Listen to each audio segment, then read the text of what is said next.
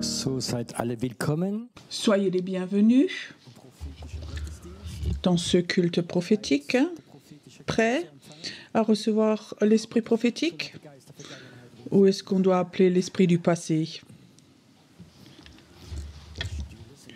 Les chaises sont un peu autrement que d'habitude, vous êtes un peu loin, mais je vous vois quand même.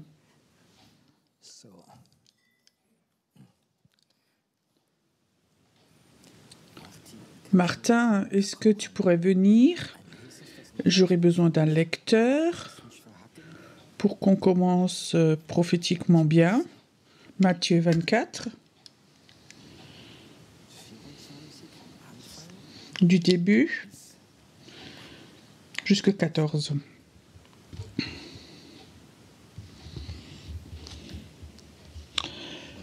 Comme Jésus s'en allait au sortir du temple, ses disciples s'approchèrent pour lui en faire remarquer les constructions.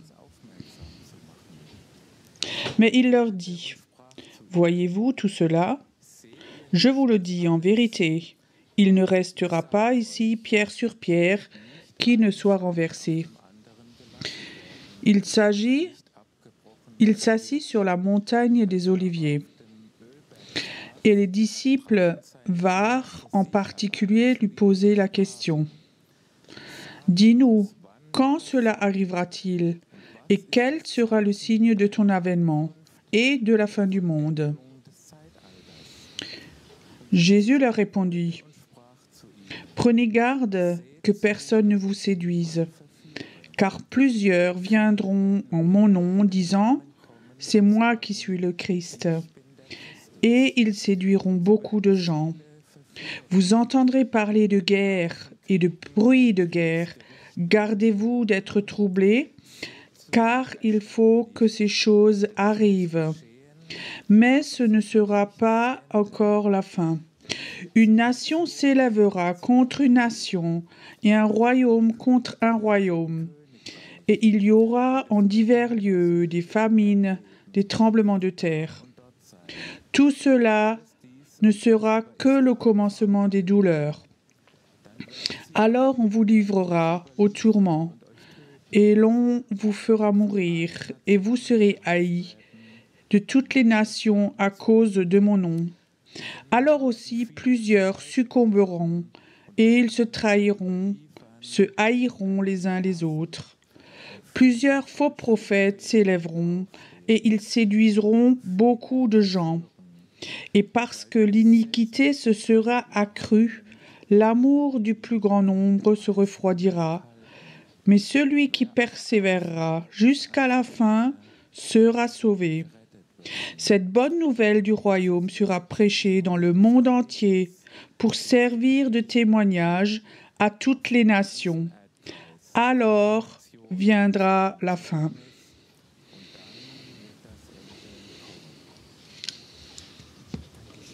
Merci.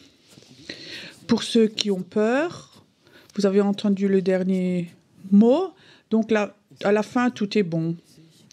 L'évangile va se répandre sur toute la terre. Sur toute la terre. Et cette vision, je crois que vous l'avez tous.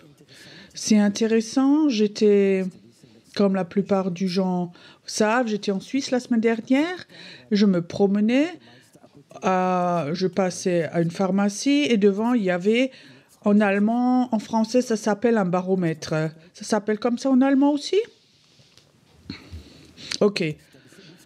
Donc, ce qui mesure la pression atmosphérique, si, c'est un baromètre. Donc, c'est intéressant. Quelque part, sur ce baromètre, c'est intéressant, il y a toujours une haute pression, ça veut dire qu'il y a beau temps, c'est à la moitié, c'est on ne sait pas trop, et quand la pression n'est pas élevée, c'est pour la pluie. Et alors, il y a comme ça une flèche, et quand la flèche est direction bonne météo ou mauvais temps. C'est intéressant qu'en ce moment, nous savons tous en Allemagne que les signes sont direction mauvais temps. Qu'est-ce que vous pensez, vous? Je crois que chacun d'entre nous, même ceux qui ne veulent pas le voir,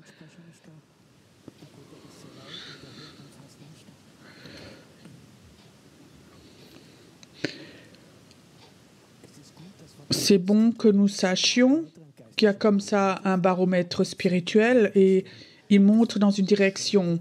Ça va devenir grave, très grave, mais très bon. Ça peut être un baromètre.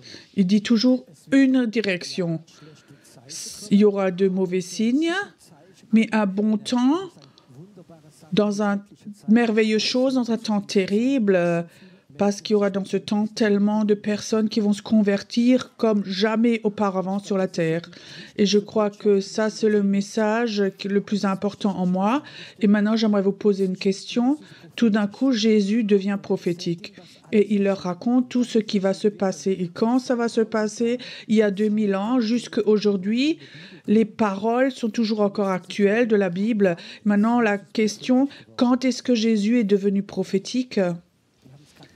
Nous l'avons lu à l'instant. Quand il a détruit le temple dans la tête des apôtres. Donc les apôtres sont devant le temple, ils disent « Jésus, regarde, waouh, est-ce que tu es impressionné ? Regarde cet immense immeuble, c'est là, Dieu habite dedans, il y a l'Arche de l'Alliance, là il y a la sécurité pour notre peuple, c'est le centre de la ville de Jérusalem. » Jésus, au lieu de dire « Oui, vous avez raison, c'est merveilleux », il dit « Dans un peu de temps, tout sera détruit. » Imagine, tu emmènes quelqu'un, tu as acheté une maison, tu sais ce qui vient maintenant, hein, et tu montres à ta maison, à ta famille, regarde la belle maison, et il y a un prophète qui vient, et dans 10 ans, il n'y a plus rien, il dit. Est-ce que tu inviterais souvent des gens comme ça chez toi ? Mais Jésus est comme ça. Ils admirent ce temple.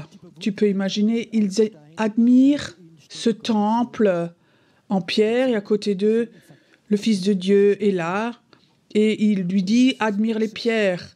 Et Jésus détruit tout. Et il dit, il n'y aura pas pierre sur pierre de ce temple-là, il leur dit. Et alors, il commence à devenir prophétique, à parler prophétiquement. Il commence à prêcher prophétiquement ce qui va venir. Et ça signifie que si notre temple est détruit en nous, Martin, pas peur, pas l'Église ici, quand notre temple est détruit en nous, c'est le prophétique qui peut commencer dans ta vie. Si tu veux savoir ce que Dieu veut faire de ta vie, alors autorise que Jésus détruise ton temple. C'est quoi ton temple? C'était quoi le temple pour les apôtres, là? Ce que nous avons admiré, ce qui donne la sécurité, ce qui était toujours là, ce qui était la tradition, cette religion, tout était là-dedans, et ça, c'est détruit. Et maintenant, cette question, c'est quoi ton temple? Ou plutôt, quel est mon temple? Le temple, c'est quelque chose qui nous donne de la sécurité, que nous admirons, que ça nous appartient, et aussi longtemps que nous tenons ferme, le prophétique ne peut pas venir dans ta vie. Cette question que nous pouvons nous poser, c'est quoi ton temple? Qu'est-ce que c'est mon temple? C'est quoi ce qui dans ta vie te donne la sécurité, qui est tellement important pour toi, ce que tu admires, ou tu t'accroches? Est-ce que tu autorises à Dieu de le détruire? Est-ce que tu autorises à Dieu de dire « Ok, ça c'est pas important ». Ta foi est importante. Ta relation avec moi est importante. Cette question, est-ce que tu es prêt? Il y a des personnes, quand je les demande aussi, sur la rue, s'ils sont croyants, ils me disent « je suis chrétien aussi ». Ce mot « aussi », ça me gêne, me donne mal au ventre. Je suis aussi chrétien. Je suis d'abord de la droite, de la gauche, politiquement. J'ai ce métier. Je suis dans le foot pour Dortmund ou Munich. Et je suis aussi chrétien. Tu sais, des chrétiens comme ça, dans l'avenir, ne pourront pas voir Christ. Et Dieu ne va pas leur montrer. Je crois que c'est quelque chose d'important. On vit dans un temps où Jésus va commencer à détruire notre temple. Tout ce qui nous donne de la sécurité. Un homme me disait, oui, c'est beau avec Dieu, je crois aussi en Dieu, mais le plus important, c'est ma famille et mes amis. Ça me donne tellement de sécurité d'avoir de bons amis, une bonne famille, c'est aussi beau. Mais si ça remplace ton Dieu, alors Dieu a le droit de le détruire. Pas que Dieu dit « j'aimerais détruire ta famille », mais il peut faire que tu es tellement déçu de ces personnes. Tu comprends? Il y a des parents, ils ont mis tous leurs espoirs dans leurs enfants. Ce que moi, j'ai pas réussi dans la vie, j'ai économisé et investi. Mon fils doit le faire. Mon fils doit être un prof. Ma fille doit devenir docteur. J'ai tout fait pour cela. Et toute leur vision, ils ont investi dans leur enfant. Et effectivement, l'enfant est devenu médecin ou prof, mais ils se sont disputés et ils s'entendent plus et ils ne rentrent plus à la maison. Vous croyez que c'est un cas unique? J'ai beaucoup de gens qui me racontent tout ce qu'ils espéraient. Mon mariage, ma maison, mon titre, mon job. Et Jésus dit, il y a un temps qui va venir où tout ça, je vais détruire. Et si tu es prêt à détruire ça toi-même dans ton temple, où tu dis, Jésus, regarde, je suis un chrétien merveilleux. Je ne fume pas, je bois pas, plus. Je veux dire, je tape plus tellement ma femme. Jésus, je suis tellement fidèle, j'ai appris tellement de versets bibliques, j'étais à tellement de conférences. Waouh, Jésus, regarde. Jésus peut tout détruire. Aussi longtemps que ça, c'est ton temple, tu vas pas voir ton avenir parce que ça va te freiner. Nous vivons dans un temps, pas seulement dans quelques chrétiens, mais dans le monde entier, les temples sont détruits. Le temple de Mammon est en train d'être détruit en ce moment. Si tu as maintenant fait quelques millions de réserves et tu vois que chaque année, combien de pourcents disparaissent à cause de l'inflation et tu vois les chiffres, il y a quelque chose qui peut être détruit.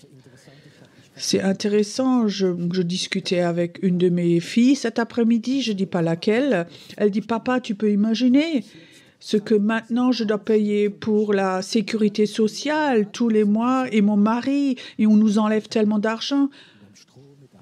Et aussi avec l'électricité, le chauffage, tout augmente. Et nous, on devient tous plus pauvres et nous ne le remarquons pas. Tu sais, ces milliards que l'État comme ça distribue dans le monde entier, ceux-là aussi, il faut qu'on les paye.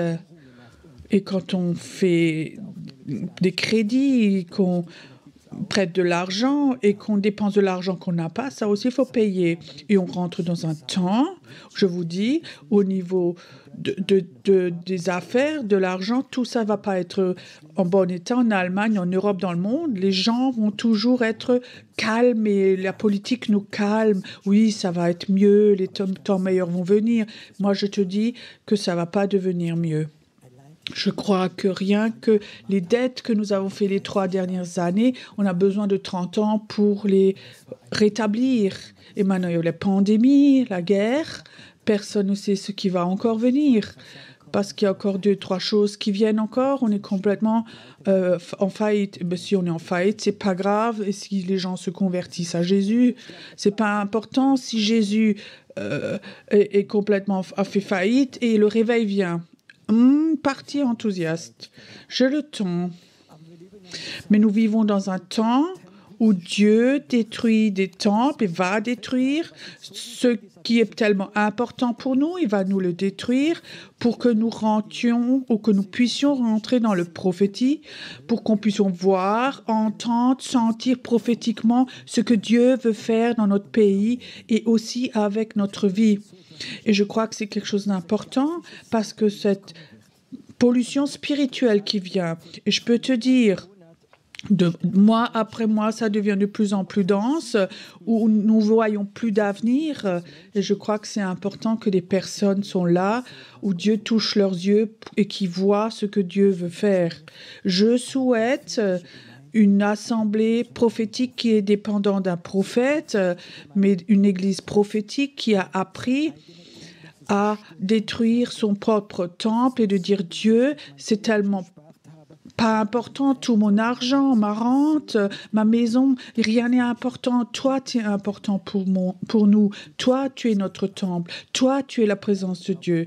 Et alors, je crois que Dieu va commencer à de nouveau distribuer ce prophétique. La Bible dit, un peuple sans prophétie est un peuple rebelle et la rébellion est mise au même niveau que la sorcellerie.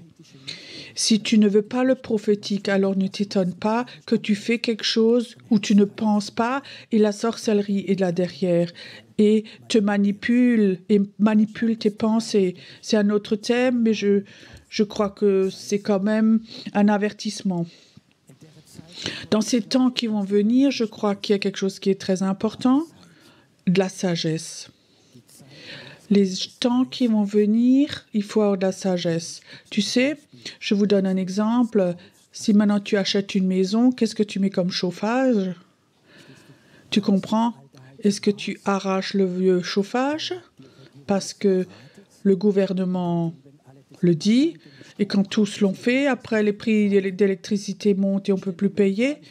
Je pose une question, je suis personne simple, mais si on achète tous des voitures électriques, des chauffages électriques, comment on produit l'électricité? Oui, on a détruit les centrales nucléaires en Allemagne, alors ça va. Heureusement que l'Allemagne est à côté, la France est à côté, et là on peut acheter notre électricité qui ont des centrales nucléaires. Il y a un temps qui va venir où le chauffage... On a besoin de plus de sagesse que d'autres choses. Le grand danger est que nous agissions par la peur. Tu peux prendre des décisions par la peur, tu peux prendre des décisions parce que la majorité le fait, tu peux prendre la décision où tu essaies avec ton intelligence, ou tu peux prier que le Saint-Esprit te donne une sagesse surnaturelle. Vous savez que dans chaque récession qu'il y a eu, il y a toujours des gens là-dedans qui sont devenus très riches. Malgré que sur ce baromètre, la tendance était pas bonne, il y en a qui sont devenus riches parce qu'ils ont eu de la sagesse. Certains disent la chance, mais moi je dis de la sagesse. Et je souhaite que beaucoup de chrétiens reçoivent de la sagesse. Il y a un certain temps, j'avais fait un voyage missionnaire dans les îles du Caraïbe et là-bas, les chrétiens sont libres, ils ont la joie, quand ils font la louange, il y a une autre joie, ils sont autrement. Et alors, je suis allée dans l'église, elle était assez grande, 200-300 personnes, et ils avaient un immeuble pas très beau, il n'y avait rien dedans, même toit en tôle, et quand le soleil tape, il faisait très très chaud là-dedans. Alors, je dis au pasteur, mais vous avez 300 personnes, pourquoi vous achetez pas quelque chose et vous le transformez? Il dit, tu sais, nous avions économisé, on avait presque tout l'argent pour l'immeuble. Et alors, il y a un chrétien qui est arrivé, c'était même le fils d'un pasteur, et il a dit, tu sais, l'argent que nous avons économisé, en un an, je peux vous doubler cette somme, avec vraiment, en le plaçant bien. Et ils ont perdu tout leur argent. Et ça, c'était l'argent pour le nouvel immeuble. Je peux te dire, le pasteur était vraiment blessé. Je demandais Dieu, où est la sagesse?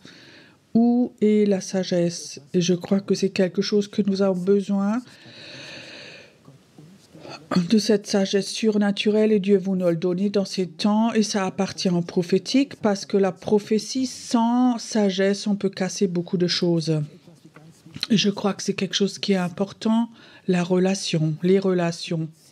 Avec qui vas-tu avoir des relations dans ces temps troublants qui viennent où toi, tu veux rentrer dans les plans de Dieu? J'ai parlé avec quelqu'un la semaine dernière et j'ai demandé, c'est quelque chose qui m'avait touché. Est-ce que tu peux me dire s'il y a 3 personnes dans ta vie qui sucent ton énergie? Et tu sais très bien, eux ne le font pas pour construire le royaume de Dieu, mais parce qu'ils sont comme ça pour sucer comme ça l'énergie des gens, comme ça une sangsue spirituelle. Et j'ai donné un bon conseil, sépare-toi de ces personnes-là.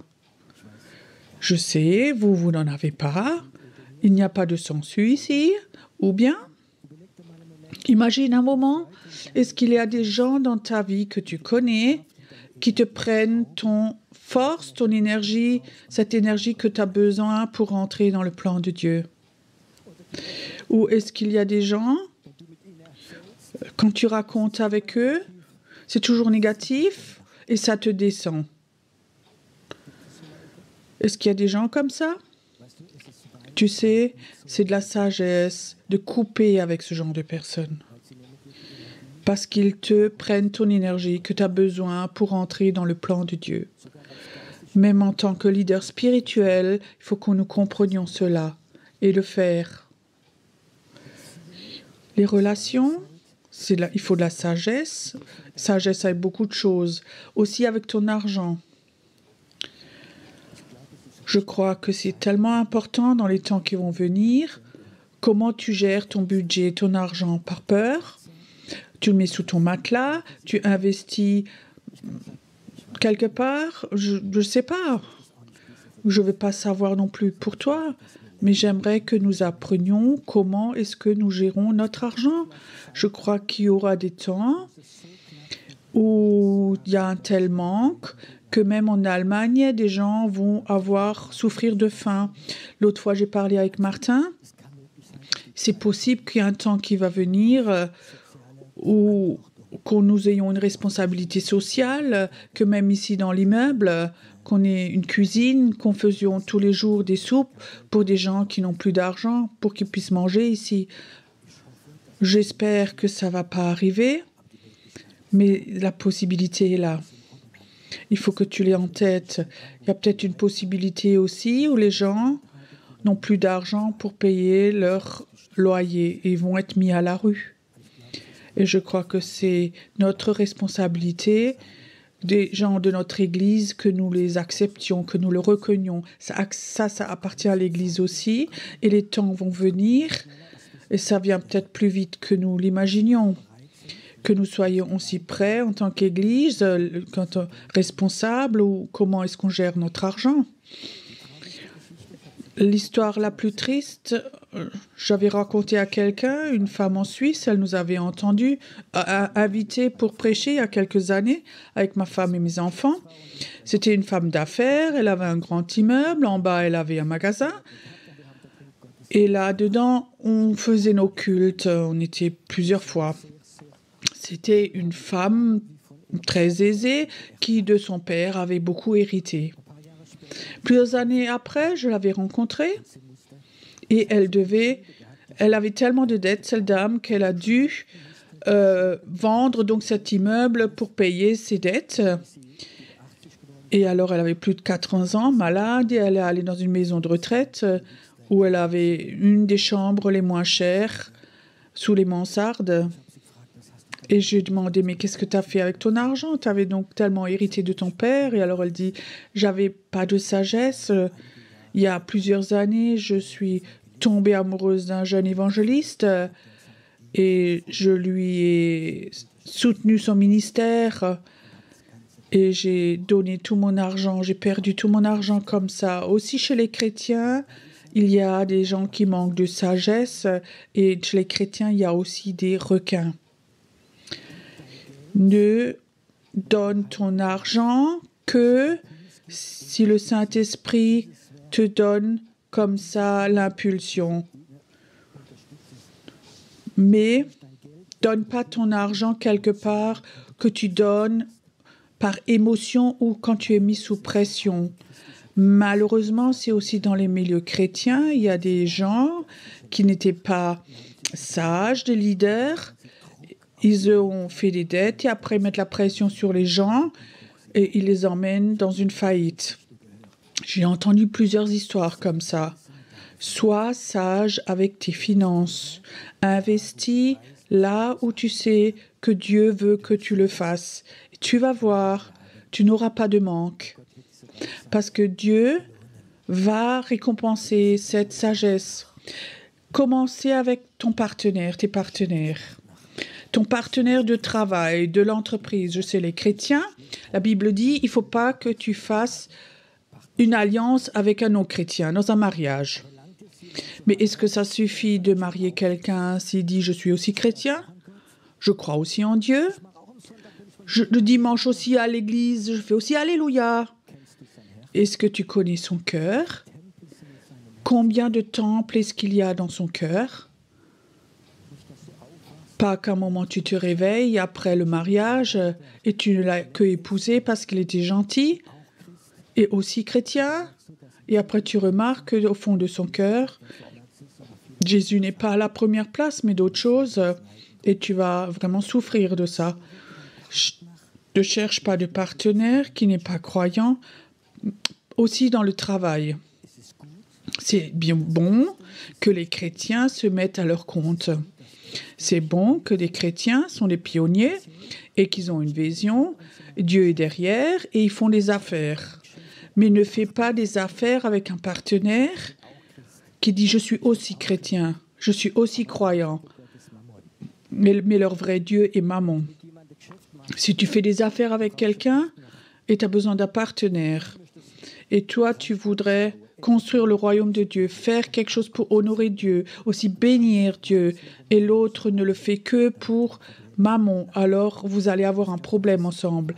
Et je crois que c'est la sagesse. Fais attention avec qui tu travailles, qui tu maries et avec qui tu es dans la vie. C'est important.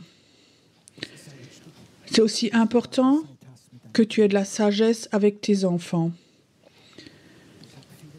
J'ai rencontré beaucoup d'enfants, ils voulaient plus rien avoir à faire avec Dieu parce que les enfants les ont tués avec le légalisme.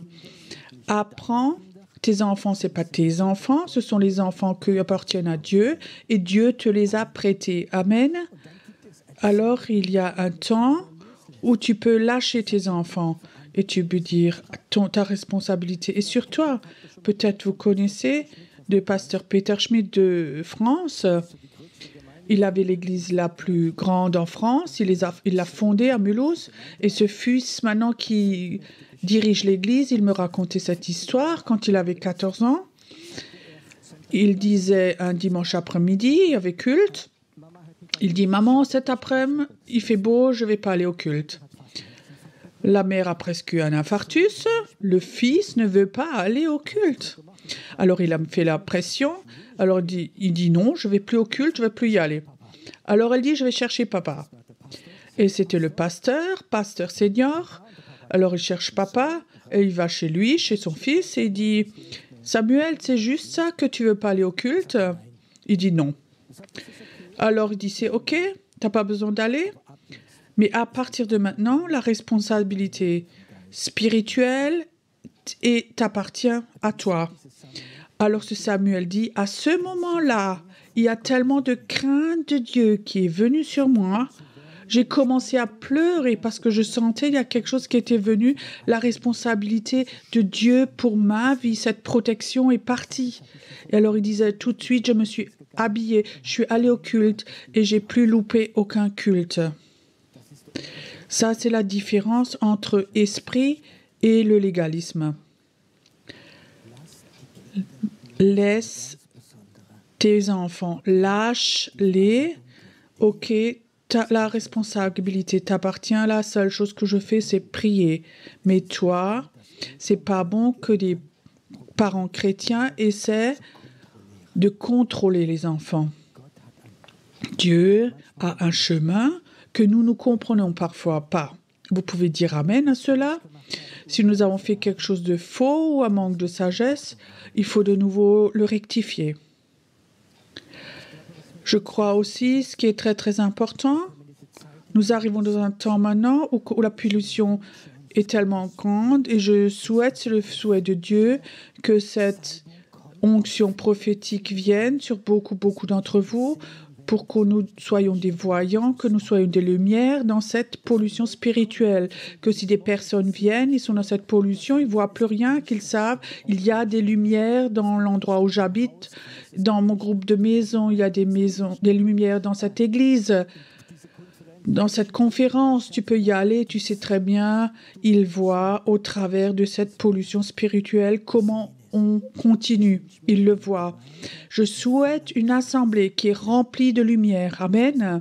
Pas que nous venions, on a le club des cures d'âme et on caresse les gens. Non, on va voir prophétiquement que nous agissions en fonction, je peux te dire.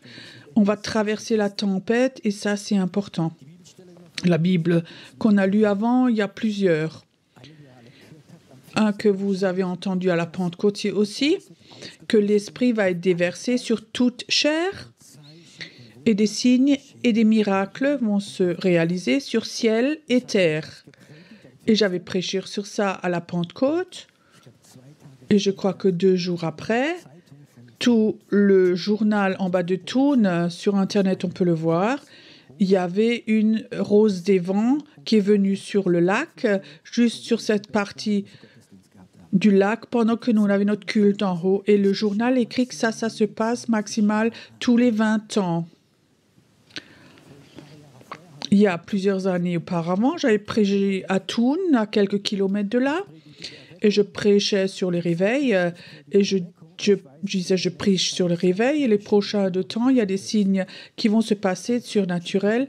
Une femme m'envoie le journal, une semaine après, le journal de Thun, il est écrit, en haut sur la montagne, il y avait un feu, ils ont envoyé 3 camions pompiers pour l'éteindre, ils sont montés, mais ils n'ont pas trouvé de feu.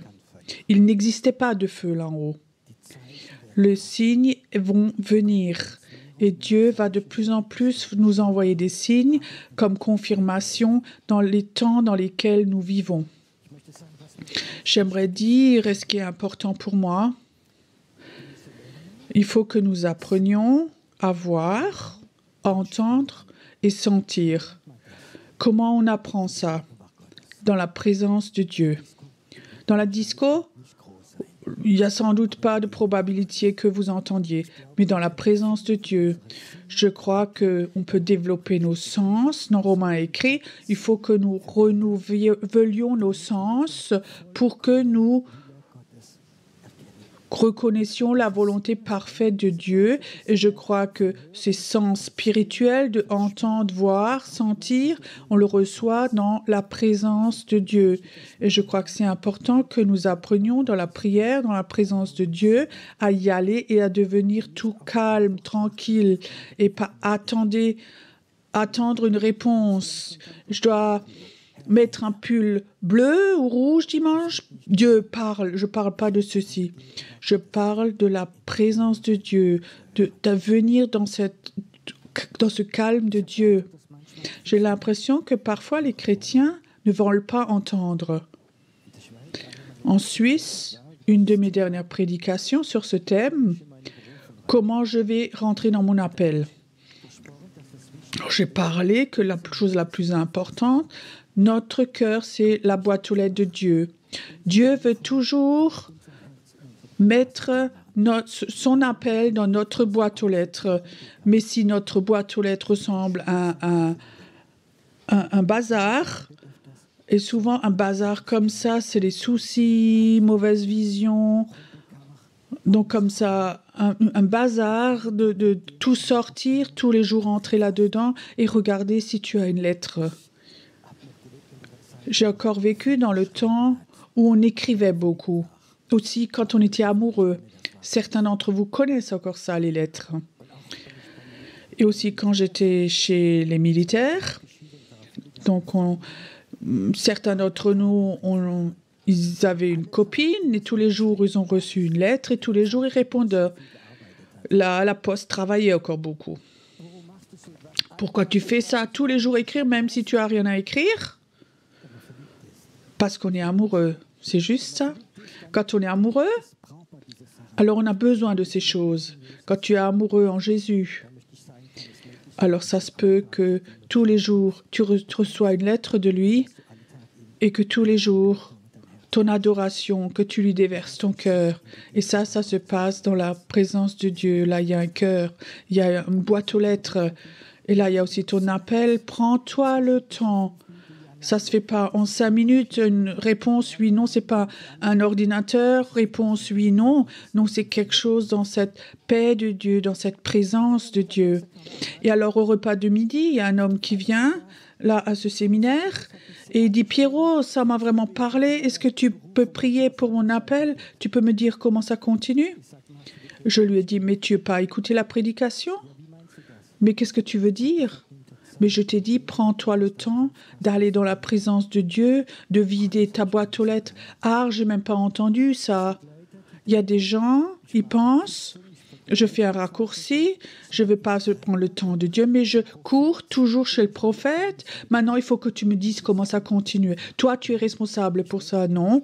Moi, je ne souhaite pas une église où il y a 2, 3 prophètes et tout le monde court chez eux, mais je souhaite une église où le prophétique pour chaque personne qui est là dans l'église. Que si quelqu'un vient devant et dire « je prophétise ceci et cela » va arriver, que aussitôt 50 personnes peuvent s'y dire « ça aussi nous l'avons reçu ». Ça c'est quelque chose qui est normal. Et je souhaite ce temps que ces choses viennent fortement. J'ai reçu cette semaine, comme ça dans notre groupe de prière, et ce qui est intéressant, que même si quelqu'un vient qui n'est pas tellement prophétique, et il y en a plusieurs qui sont prophétiques, il y a comme ça un ascenseur qui tire les autres dans ce prophétique qui est là. Et comme ça, j'ai reçu fortement, Pierrot, la Taube doit être cette église prophétique. Il y a beaucoup de choses qui peuvent se passer aussi, mais il voudrait qu'un esprit prophétique soit là et que des gens soient formés ici dans ce prophétique. Tu peux imaginer qu'ici, par exemple, qu'aujourd'hui, par exemple, Dieu dit, il y a 50 personnes ici, que je vais former fortement, ça va être des prophètes, prophétesses de Dieu. Est-ce que quelque chose comme ça est possible? Est-ce que ça, c'est le plan de Dieu? Est-ce que c'est la volonté de Dieu? Je crois que nous vivons dans ce temps où quelque chose va venir sur la terre qui est tellement ténébreux, et de l'autre côté, il y a un peuple prophétique, ça va être lumière pour les nations, et une lumière qui va attirer, et les gens vont venir.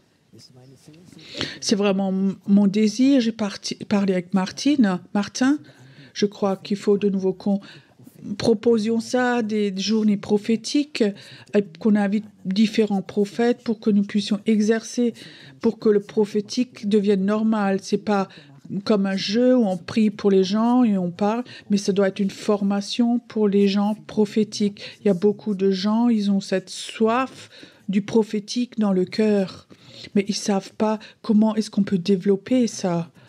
Une vérité, tu as entendu, ton cœur est une boîte aux lettres. Et si tu ranges ton bazar, tu vas plus vite recevoir les messages que Dieu met là-dedans. Tu les auras plus vite. Vous avez dehors dans la cour, on a des vieux meubles. Il y a encore un peu de place. On peut encore mettre un peu de choses spirituelles avec.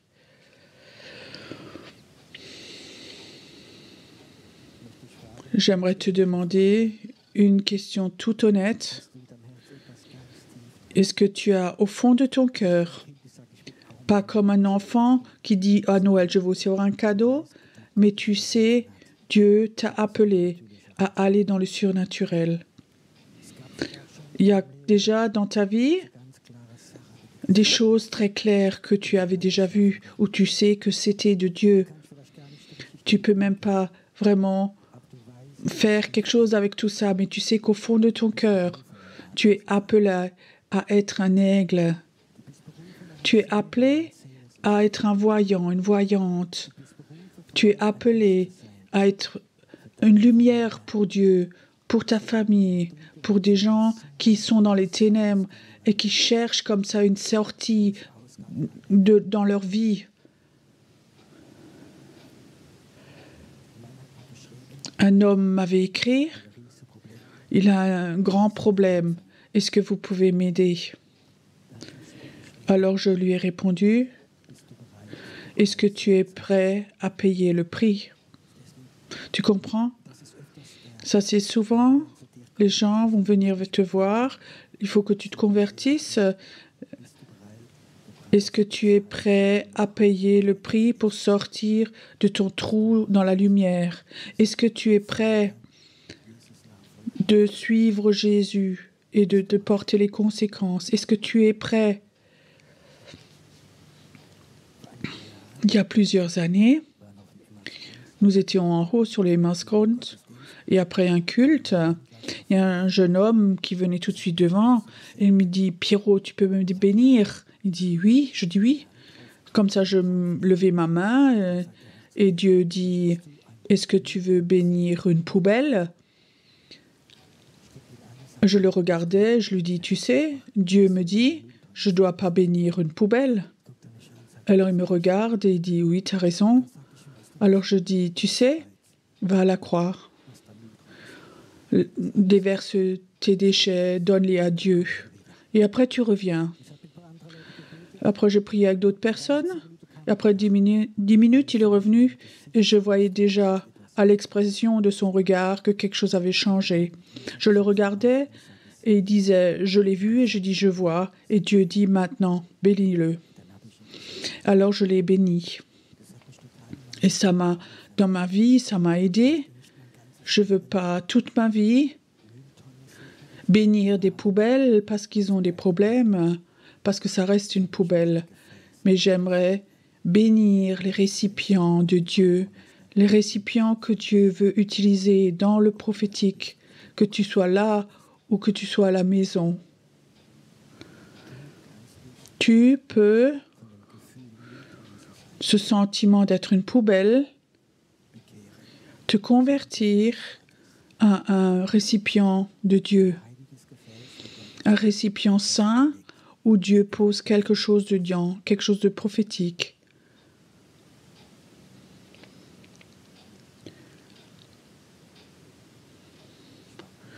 J'attends un moment parce que dans l'esprit, une porte va s'ouvrir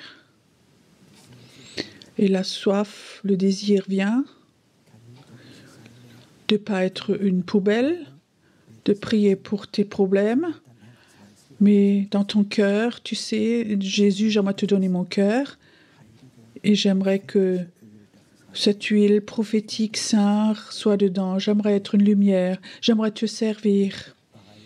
Je suis prêt à payer le prix de tout jeter dehors. Chaque temple que j'ai construit, qui nous donne la sécurité.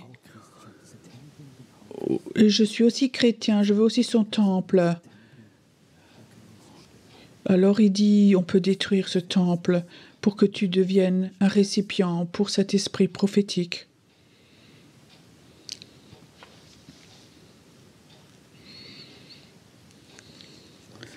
Je sais, c'est un prix.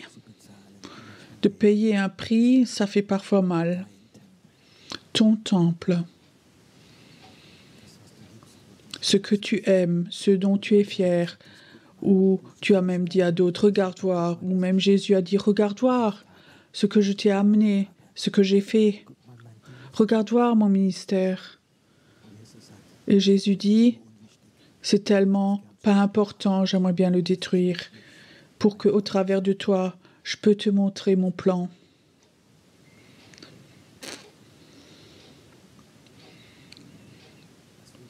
Tu sais, je vois maintenant comme deux grands anges rentrent maintenant. Je demandais qu'est-ce qu'ils veulent faire. Ils disent ils vont emmener les déchets dans l'esprit. Ils vont peut-être même détruire des temples aussi que tu donnes à Dieu. J'aimerais un moment que tu sois devant ton Dieu et que dans ton cœur, que tu regardes dedans, dans ton cœur. Peut-être que c'est encore un débarras, mais peut-être Dieu dit, j'aimerais ranger ce bazar et tu vas avoir des lettres tous les jours où tu sais ce que Dieu voudrait faire de toi, pour ta vie, peut-être pour demain, après-demain, pour des décisions, des choses où tu peux aider des personnes, où tu peux comprendre des choses. Ton temple, je crois que toute la ville de Jérusalem était détruite quand les Romains sont venus et ont détruit ce temple jusqu'à la dernière pierre. Je crois que beaucoup étaient là et leur vie était détruite. Et après, ils ont dit, oui, ce Jésus avait raison. Oui, il avait raison. Mais après, c'était trop tard. Donne ton temple à Dieu et tu vas voir. Tu vas voir. Tu vas recevoir quelque chose qui est beaucoup plus grand. Un ministère prophétique qui touche tes oreilles, tes yeux, ton esprit. J'aimerais ce matin, cet après-midi, pas prier pour des poubelles, mais j'aimerais prier pour des personnes qui sont prêts à détruire leur temple dans leur cœur, dire désolé, je suis désolé que j'ai mis ma confiance dans ce temple que j'ai tellement aimé et que mon énergie allait dans ce temple et pas vers toi. Peut-être que ton temple, c'est ta meilleure copine, tu sais même pas, elle te manipule déjà depuis un certain temps. Elle suce ton énergie avec des promesses. J'arrête maintenant parce que le Saint-Esprit voudrait te parler. Écoute, si tu es là et tu sais tout au fond de ton cœur que Dieu veut t'utiliser dans le prophétique et tu sens cet après-midi, c'est toi que je veux. Je veux te donner quelque chose de fort. Mais sois prêt à détruire toi-même ce temple, à le donner. Ça fait beaucoup moins mal. Alors viens devant, j'aimerais prier pour toi.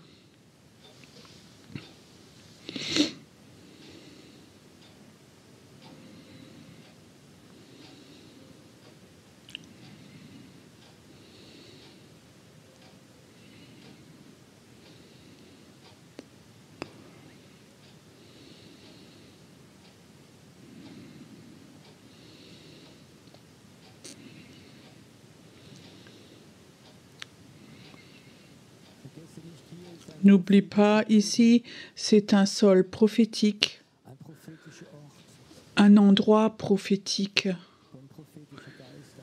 où il y a un esprit prophétique. Et Jésus, tu vois, ils sont prêts à détruire eux-mêmes leur propre temple. Ils ne veulent plus l'avoir.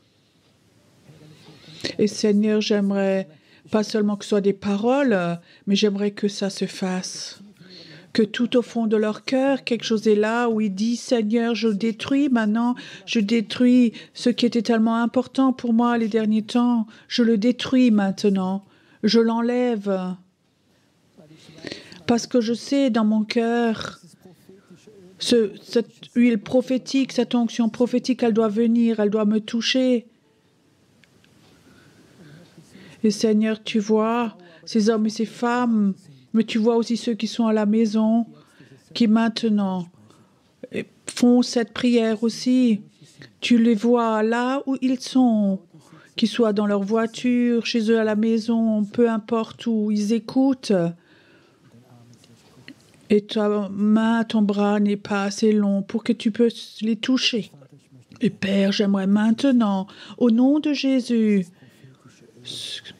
Libérer maintenant cette huile prophétique, cette onction prophétique, la libérer au nom de Jésus.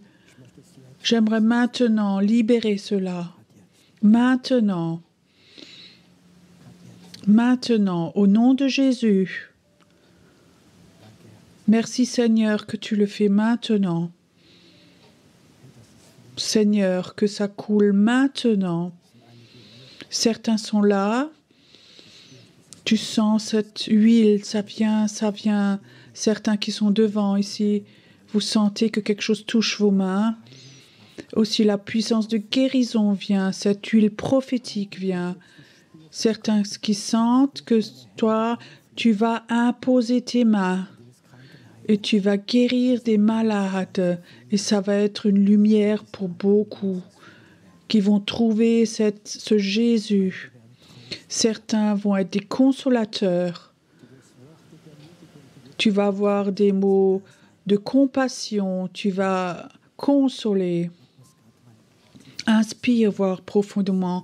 C'est comme maintenant des parfums sont libérés ici, comme des fleurs, où la gloire de Dieu vient maintenant dans cette huile prophétique maintenant. C'est comme un parfum qui vient maintenant. Parfois, dans ta chambre, tu vas sentir cela et tu sauras que maintenant, un ange a mis une lettre dans ton cœur, dans ta boîte aux lettres. Parfois, tu vas sentir ça à la maison, dans ton temps de prière, où toute ta chambre se transforme, tout d'un coup, une odeur, une bonne odeur qui vient, et tu sauras, les anges sont là, et ils te ramènent quelque chose. Inspire maintenant, c'est là, maintenant. Le prophétique a tellement de facettes.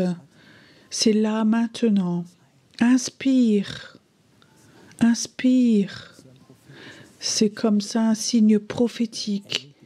Quand les anges te visitent, ils te donnent des conseils, ils t'amènent des conseils.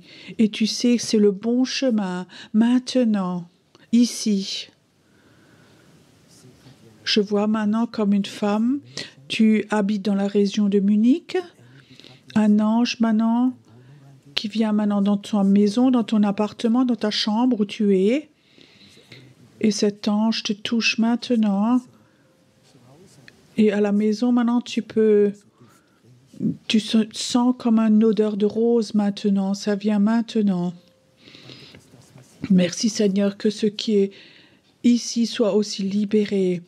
Qu'au travers de ce déversement de l'esprit, des centaines de personnes en Allemagne, en Suisse, en Autriche, au travers de cet esprit prophétique, soit touché. Merci Seigneur pour cette personne en Yougoslavie qui écoute maintenant. Touche-la maintenant. Tu es un Dieu surnaturel et tu viens maintenant dans les endroits de façon surnaturelle. Maintenant, ça se fait maintenant. Et merci Seigneur que des anges sont là, ici devant, et ils touchent personne maintenant. Et je vois quelqu'un, en tant que petit enfant, quelque chose de terrible est arrivé dans ta vie, mais je vois que Dieu veut enlever cette ombre. Même en tant qu'enfant, Dieu te voyait déjà et voulait t'utiliser prophétiquement fortement. Et je vois comme cette ombre qui était sur ta vie maintenant s'en va au nom de Jésus. Cette ombre, cette puissance démoniaque ne va plus toucher ta vie maintenant. Tu ne vas plus avoir des pensées de suicide ou tu vas essayer. Cet esprit prophétique vient maintenant cet après-midi sur toi et tu n'auras plus le sentiment d'être tout seul. Personne ne te comprend. Tu vas être touché de la présence de Dieu très fortement. Merci Seigneur que ici, à cet endroit, que le prophétique est libéré ici, que c'est libéré ici et que ça va être bon. Merci Seigneur que toi, tu as l'autorisation de détruire nos temples tous pour que nous devenions des prophètes et des prophétesses au nom de Jésus. Adorons un moment notre Dieu là devant, parce qu'il est bon, parce qu'il est bon. Sei mein Herr, mächtiger Gott, sei mein Herr, sei mein Herr, mächtiger Gott, sei mein Herr. Sei mein Herr, mächtiger Gott, sei mein Herr,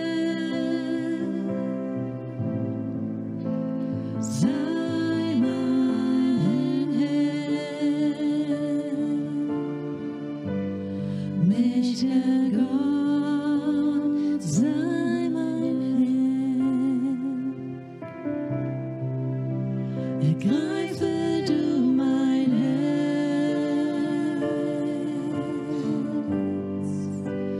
lass dein Reich entstehen,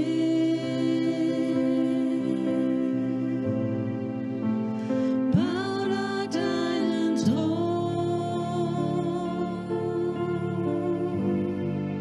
dein Wille soll geschehen.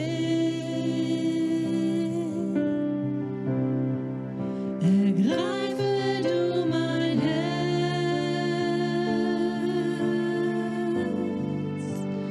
bau dort deinen Thron,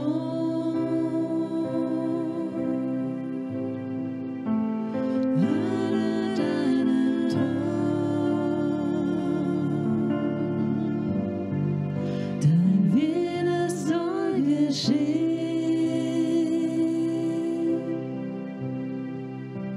Sei mein Herr, mächtiger Gott, sei mein Herr, sei mein Herr, mächtiger Gott, sei mein Herr. Ergreife du mein Herz,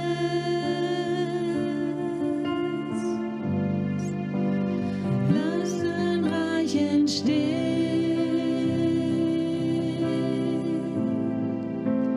bau dort deinen Thron,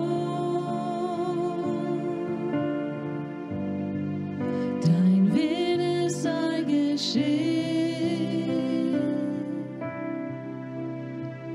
Ergreife du mein Herz, lass dein Reich entstehen. Ergreife du mein Herz, dein Wille soll geschehen.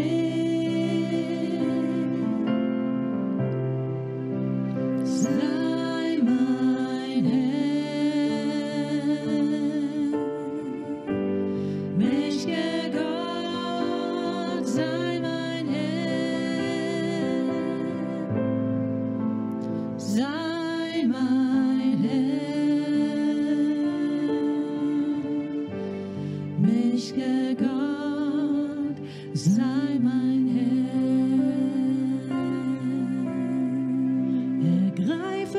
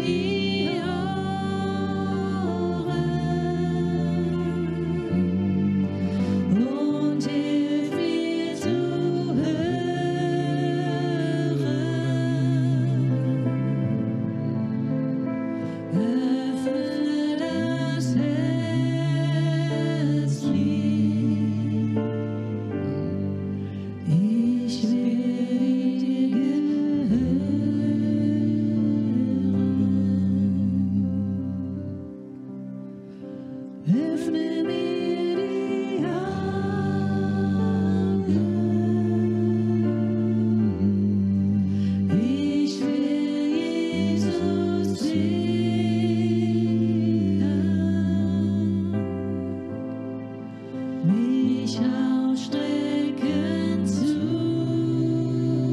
ihm und sagen, ich liebe dich. Öffne mir die Ohren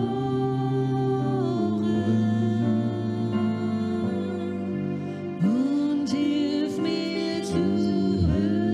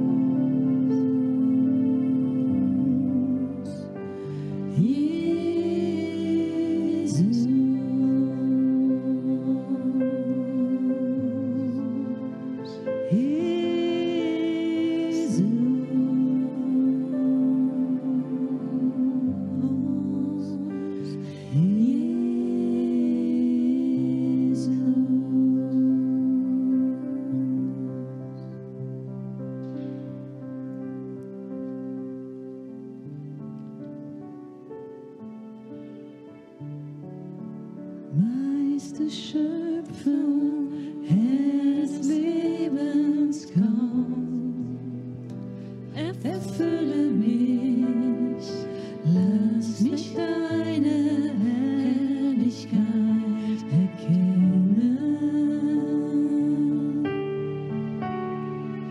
Scheine durch mich, dass man ja an mir sieht, wie gut du bist.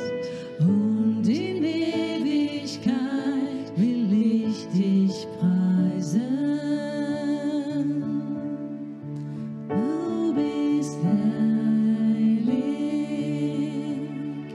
du bist würdig, voller Sanftmut, dass ich leben kann. Du bist heilig, voller Sanftmut, auferstanden. Du bist Gott, du bist heilig, du bist würdig, gab dein Leben, dass ich leben kann. Du bist freundlich, voller Sanftmut, auferstanden. Du bist Gott,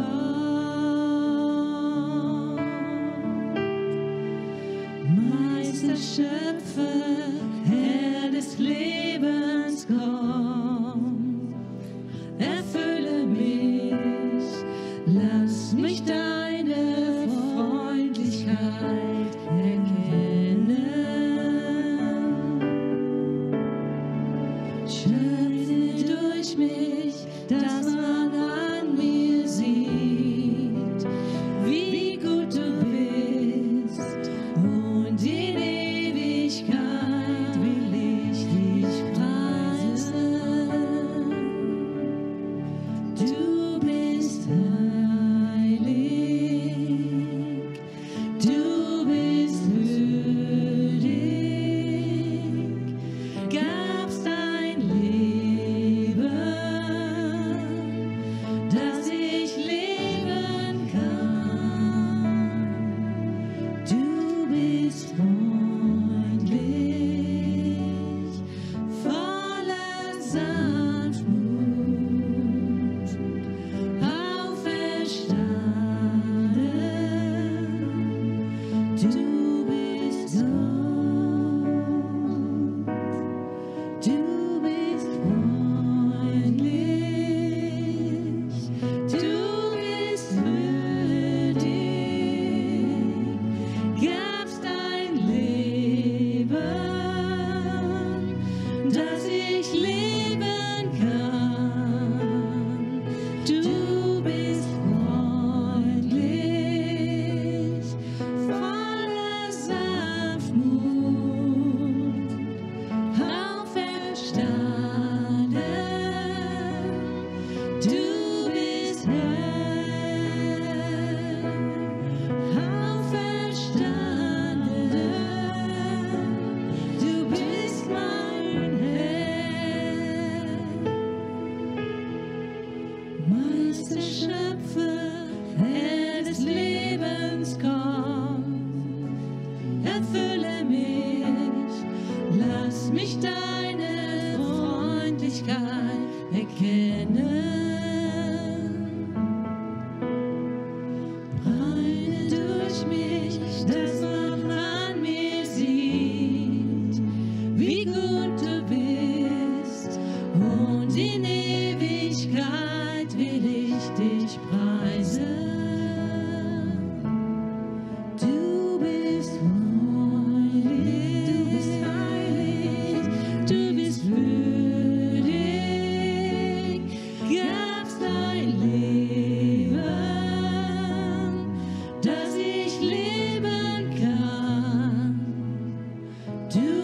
bist freundlich, voller Sanftmut, auferstanden. Du bist Gott, du bist auferstanden. Du bist mein Gott, du bist auferstanden. Du bist mein Gott, du bist mein Gott.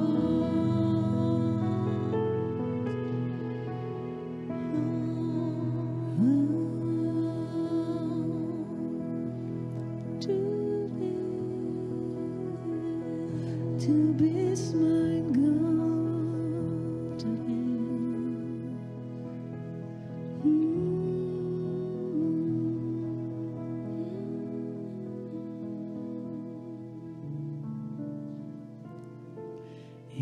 Ich will dich anbeten, ganzem Herzen. Ich will dich anbeten mit all meinem Sein. Ich will dich anbeten, ganzer Schmerzen, denn du bist mein Gott.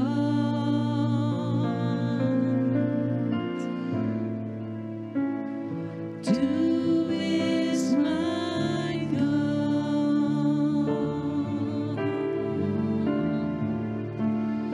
Du bist mein Gott und ich bin dein.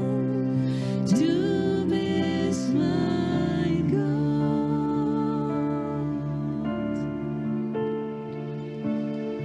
Du will dich anbeten, ganzem Herzen.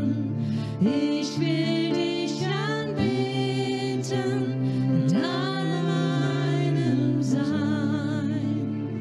Ich will dich anbeten, all meine Stärke. Du bist mein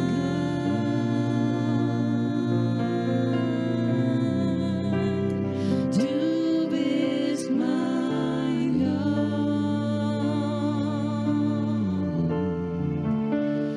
Du bist mein Gott.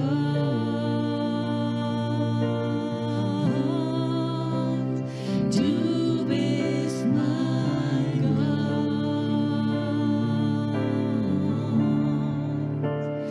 Du bist mein Dieu.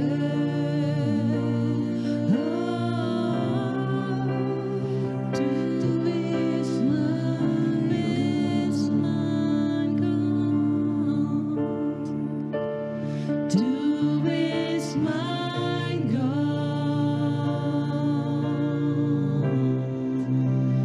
Du bist mein Gott.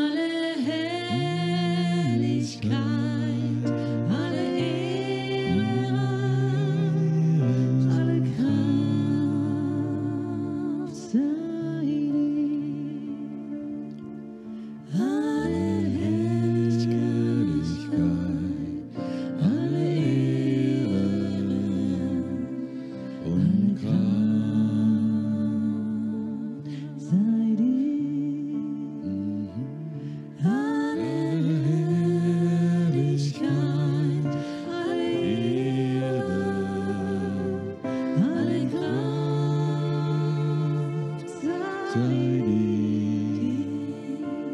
Oh mein Gott, alle Herrlichkeit, alle Ehre sei dir. Oh mein Herr, alle Herrlichkeit, alle Kraft sei dir. Alle Herrlichkeit, alle Ehre, alle Kraft sei dir, alle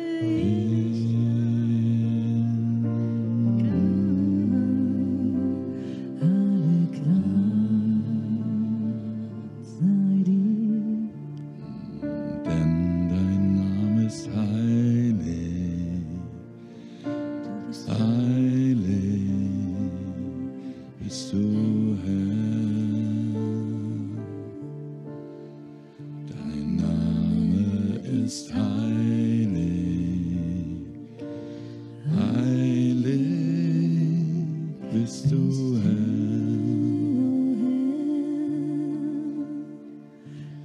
For your name is holy, holy, oh God.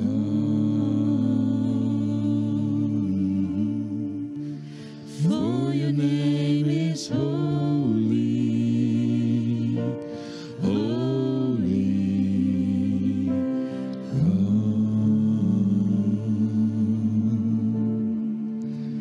For your name is holy, is holy, is holy. Heilig, denn dein Name ist heilig, so heilig bist nur du, o Herr, denn dein Name ist heilig, heilig bist du, mein Gott, o Herr. Denn dein Name ist Heilig, heilig bist du,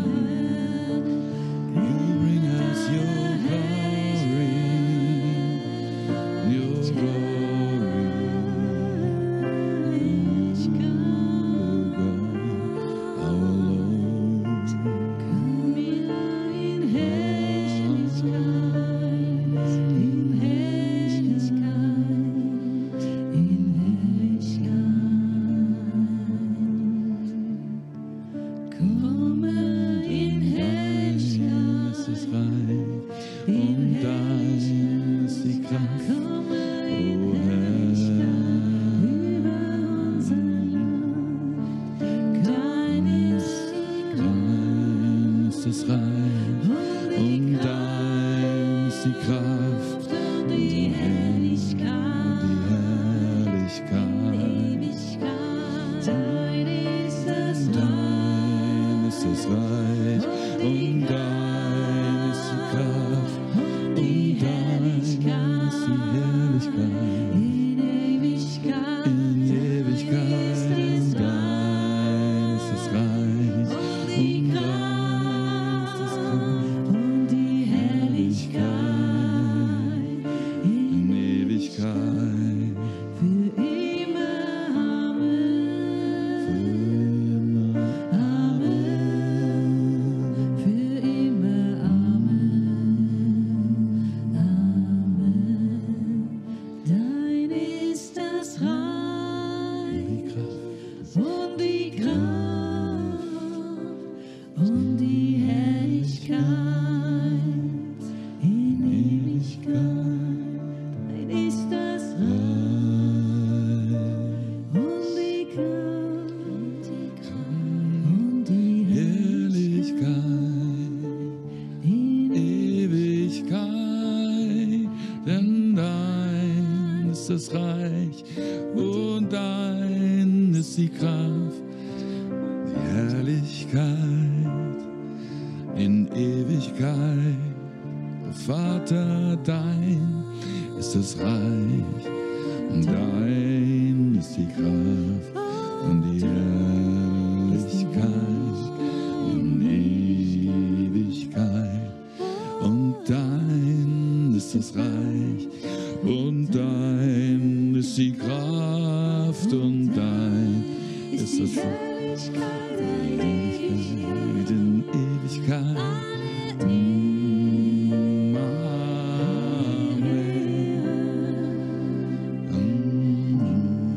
sei dir, o Herr, Sei dir, o Herr, alle Ehre, alle Ehre. Sei dir, o Herr, sei dir, o Herr, sei dir, o Herr, o Herr, sei dir, o Herr, sei dir, o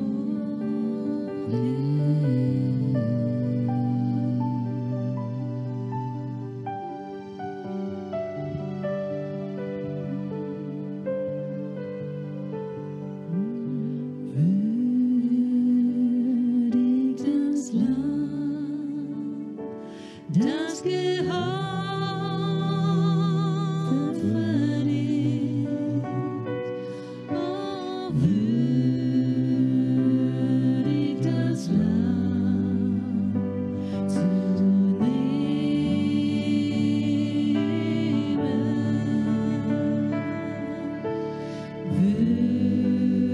Würdig das Lamm, das geopfert verdient. Würdig das Lamm zu nehmen.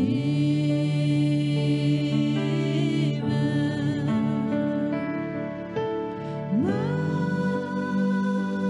und Reichtum,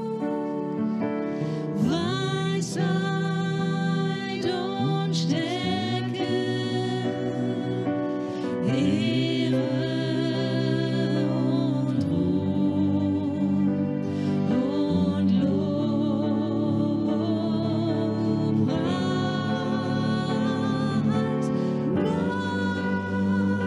Macht und Reichtum, Weisheit und Stärke, Ehre und Ruhm und Lobpreis. Dir sei Ehre und Ruhm und Lobpreis. Dir sei Ehre und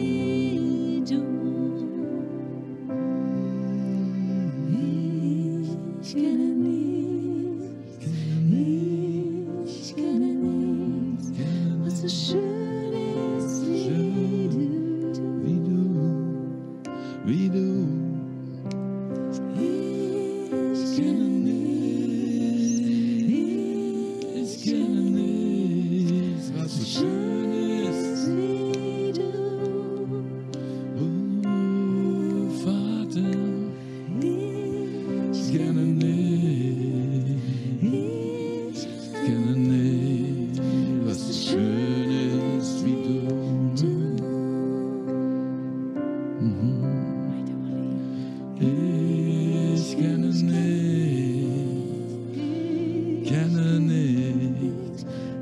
Schönes wie du. Ich kenne nichts, ich kenne nichts, was so schön ist, so schön, so schön wie du. Kenne nichts, kenne gar nichts, was so schön ist.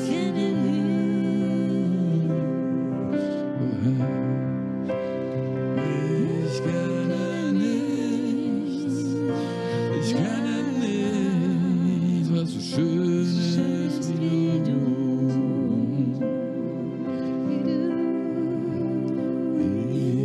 Ich kenne nichts, ich kenne nichts, was so schön ist wie du. Ich kenne nichts, vor dir singen, deine Liebe, ich könnte stundenlang mit dir verbringen, deine Nähe, du bist herrlich, ich könnte stundenlang von dir singen, von deiner Liebe singen. Ich könnte stundenlang mit dir verbringen, deine Nähe singen.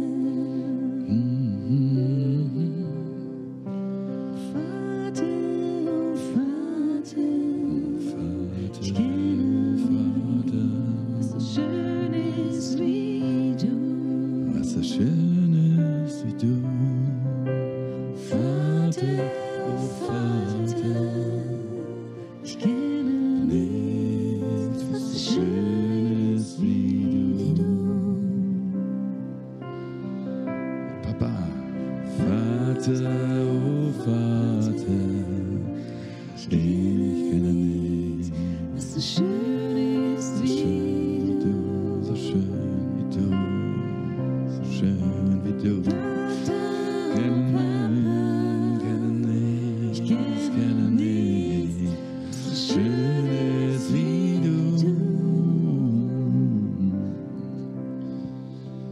Vater, oh Vater,